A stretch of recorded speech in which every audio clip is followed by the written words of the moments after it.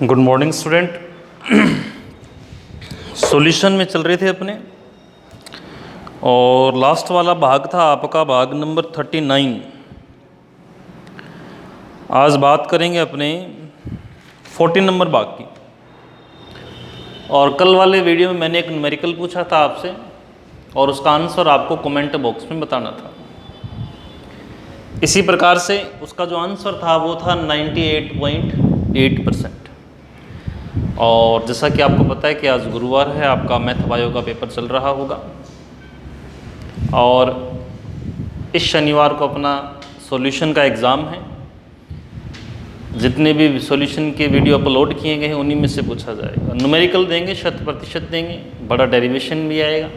थोड़ा सा paper tough बनाएंगे अब की बारी, इसीलिए ध्यान से पढ़िएगा। आज भी एक न्यूमेरिकल बोल रहा हूँ मैं और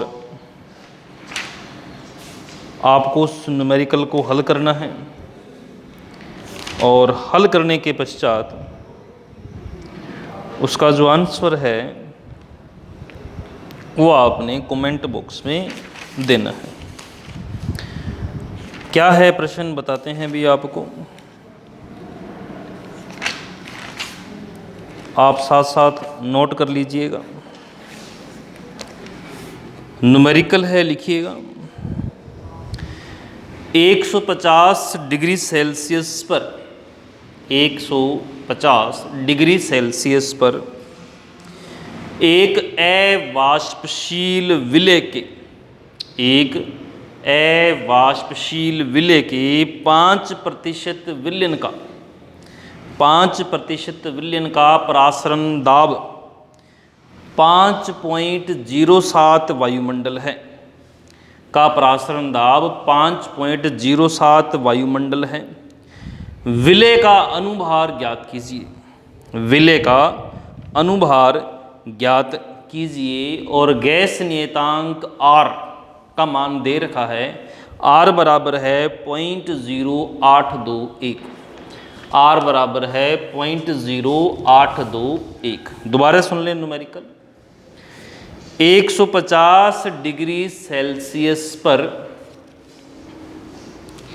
एक अवाष्पशील विलय 150 डिग्री सेल्सियस पर एक अवाष्पशील विलय के 5% विलयन का परासरण दाब के 5% विलयन का परासरण दाब 5.07 वायुमंडल है।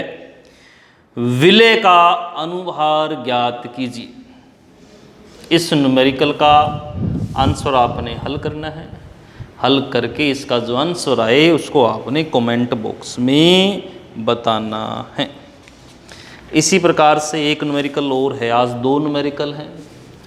आप जो लिखते हो ना 3 व्यू, 3 बार देखते तो हो नहीं, तो इसलिए एक और न्यूमेरिकल आपके लिए। न्यूमेरिकल इस प्रकार से है। इन दोनों का आंसर कमेंट बॉक्स में, दोनों का 1-1 नंबर, 2 नंबर। 27 डिग्री सेल्सियस पर 27 डिग्री सेल्सियस ताप पर यूरिया के 27 डिग्री सेल्सियस ताप पर यूरिया के M/10 विलयन, कैसा विलयन है? M/10। M/10 का मतलब 1/10 ही होता है। यूरिया के M/10 विलयन का परासरण दाब ज्ञात कीजिए। 27 डिग्री सेल्सियस ताप पर यूरिया के M/10 विलयन का परासरण दाब ज्ञात कीजिए। R दे रखा है। R दिया हुआ है 0.082 इकाई भी दे रखी है। लीटर वायुमंडल प्रति डिग्री प्रति मोल। R का मान दे रखा है 0.082 लीटर वायुमंडल प्रति डिग्री प्रति मोल। ये 2 न्यूमेरिकल हैं। इनका आंसर आपको कमेंट बॉक्स में बताना है। दूसरा न्यूमेरिकल दोबारा सुन लें।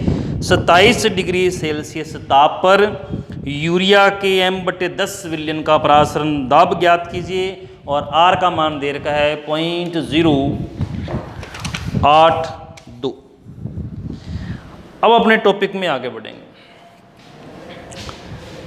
लास्ट टॉपिक आपने पढ़ा था आदर्श विलयन। आदर्श विलयन में हमने कहा था कि वह विलयन जो प्रत्येक स्थिति पर राउल नियम की पालना करते हैं आदर्श कहलाते हैं। उसके लिए ग्राफ भी बनाया था, PS समानुपाती XB था, और उसमें अपने और भी शर्तें बताई कि आदर्श विलयन में डेल H मिक्सचर 0 होता है, डेल V मिक्सचर 0 होता है। विलय विलायक में किसी भी प्रकार का आकर्षण या प्रतिकर्षण नहीं पाया जाता है। और उदाहरण इंपॉर्टेंट थे जब समान में समान घुलता है, जैसे बेंजीन टॉलुइन हो गया, नॉर्मल हेक्सेन नॉर्मल पेंटेन हो गया, एथेनॉल मैथेनॉल हो गया, समान में समान। अब अपने बात करेंगे किसकी? अनादर्श विलयन की। अनादर्श विलयन क्या होंगे जी? नाम से स्पष्ट हो रहा है कि अनादर्श विलयन क्या होगा। आपके लिए टॉपिक है आज का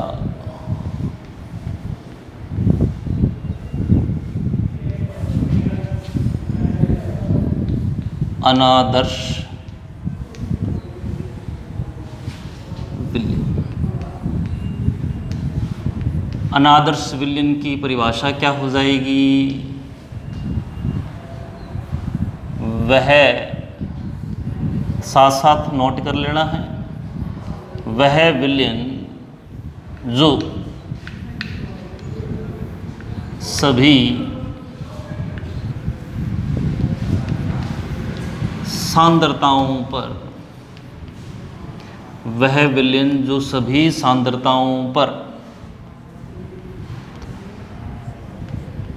राउल नियम की,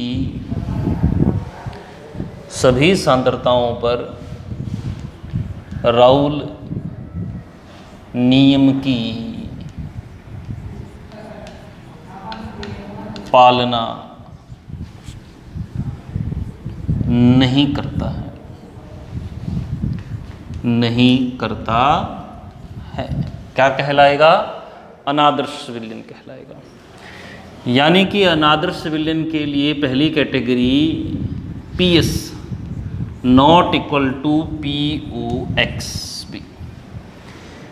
इसको हिंदी में भी लिखना है, इसके नीचे मैं बोल रहा हूं, आप नोट कीजिएगा। PS not equal to POXB का मतलब वह विलयन जिसका वाष्प दाब, वह विलयन जिसका वाष्प दाब विलायक के वाष्प दाब और विलायक के मोल भिन्न के गुणनफल के बराबर नहीं होता है। वह विलयन जिसका वाष्प दाब विलायक के वाष्प दाब और विलायक की मोल भिन्न के गुणनफल के बराबर नहीं होता है, क्या कहलाता है? अनादर्श विलयन। दूसरी विशेषता, अनादर्श विलयन के लिए del V mixture not equal to 0, यानी कि विलायक में विलय मिलाने से आयतन में परिवर्तन आएगा।